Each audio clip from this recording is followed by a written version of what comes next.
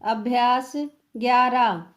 उपाध्यक्ष जी, अभी 2 दिन पूर्व राज्यसभा में सदस्यों ने इस बात के लिए सरकार को दोषी ठहराया था कि वह हरिजनों की रक्षा के काम में असफल रही है।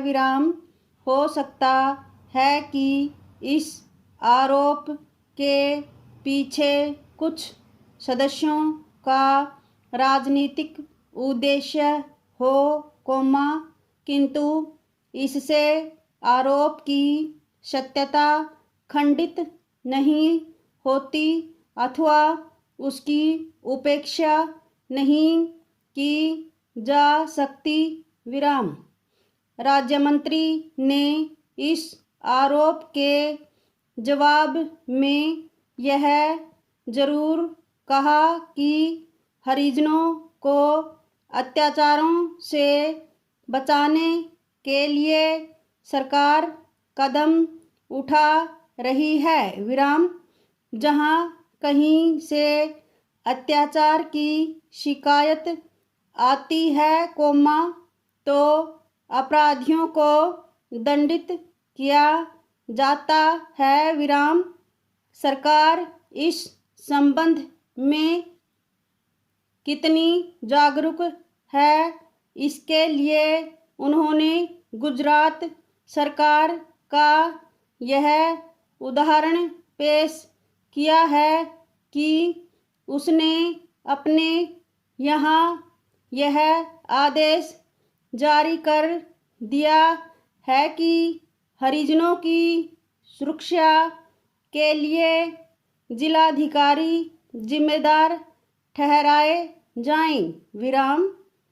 यह सब सही है कि केंद्रीय सरकार ने अन्य राज्यों की सरकारों से इस सिलसिले में आवश्यक संपर्क रखा है, किंतु यह साफ है कि हरिजनों के संरक्षण का काम पूरी सावधानी और जागरूकता से नहीं हो रहा है। केवल इक्का दुक्का कांड ही उसका उदाहरण नहीं है। स्वयं राज्य मंत्री ने इस प्रसंग में जो वक्तव्य राज्यसभा में रखा, उससे भी इसकी पुष्टि हुए बिना नहीं रहती। वक्तव्य में कहा गया है कि अब तक हरिजनों पर अत्याचार की भिन्न राज्यों में कई हजार घटनाएं घट चुकी हैं। आदिवासियों पर जो अत्याचार हुए उसकी घटनाएं उनमें शामिल नहीं हैं।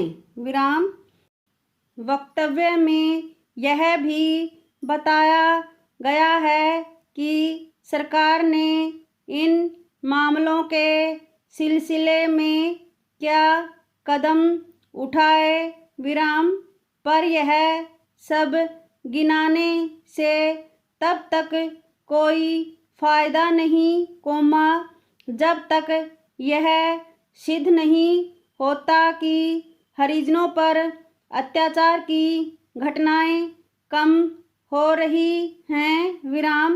फिर बहुत से मामले ऐसे भी हैं जिनमें कोई कानूनी कार्रवाई नहीं की जा सकी। अकेले मध्य प्रदेश में ही 40 मामले ऐसे हैं। ऐसी सूरत में कार्यवाही संबंधी प्रशासनिक जागरूकता में कैसे विश्वास किया जा सकता है।